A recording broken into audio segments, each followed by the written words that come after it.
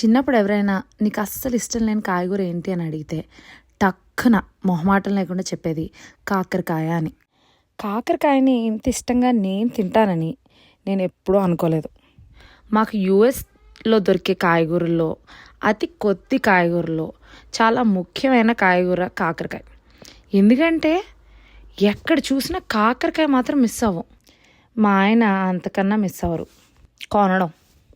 మా ఇంట్లో వీక్లో ఒక్కసారైనా కాకరకాయ పులుసో కాకరకాయ వెల్లుల్లి కారం చేసుకుంటూనే ఉంటాం.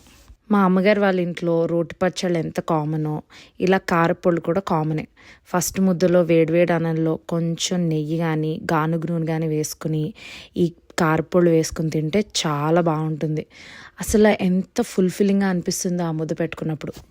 మా అమ్మగారు ఎక్కువ కందిపొడి, కరివేపాకు పొడి, నువ్వుల పొడి చేస్తారు. అన్నంలోకి మళ్ళీ ఇడ్లీకి కూడా బాగుంటుందని చెప్పి.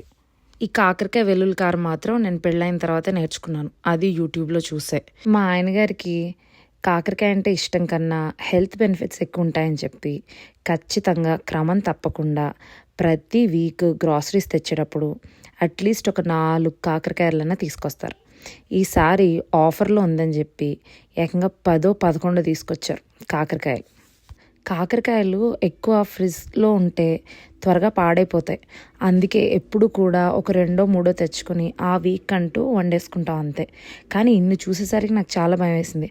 ఆయన ఏమన్నారు, అన్నీ కలిపేసి ఒకేసారి వెల్లుల్లి కారం చేసే ఒక 1 వీక్ సరదాగా వేసుకుని తినొచ్చు అన్నిట్లోనూ అని అన్నారు.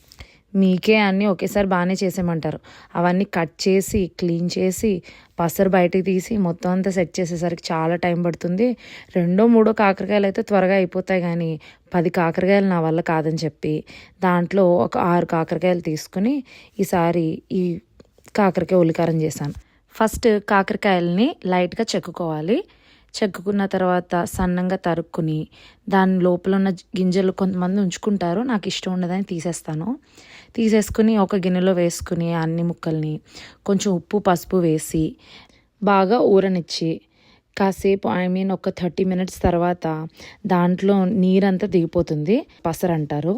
అది బాగా గట్టిగా పిండుకుని ఓ పక్కన పెట్టుకోవాలి. దాంట్లోంచి నాకు చూసారు అది ఆ కప్పులో ఉన్నంత పసరు వచ్చింది. ఇంకా కొంచెం ఉంది, ఇంకా కొంచెం గట్టిగా పిండితే వస్తుందేమో, నా వల్ల కాలేదు. దానికి నా ఓపిక అయిపోయింది. తర్వాత మస్టర్డ్ ఆయిల్ తీసుకోవాలి. నేను యాక్చువల్లీ మస్టర్డ్ ఆయిల్తో చేస్తాను ఇది. మస్టర్డ్ ఆయిల్ లైట్గా వేసుకుని దాంట్లో ఈ కాకరకాయలు వేసేసి బాగా వేపుకోవాలి. చాలామంది మసిబొగ్గులా మాడిపోయేలా చేస్తారు, నాకు అలా ఇష్టం ఉండదు. నాకు కొంచెం గోల్డెన్ బ్రౌన్ ఉండి దాంట్లో చేసుకుంటే సరిపోతుంది, ఎందుకంటే వెంటనే తినేస్తాం కదా. ఇదేమి 6 నెలల్లో లేకపోతే 10 నెలల్లో ఉండక్కర్లేదు. నేను చేసుకుంటే ఆ వీక్ నెక్స్ట్ వీక్ లోపల అయిపోతాయి, మ్యాక్సిమం ఆ వీక్లోనే అయిపోతుంది.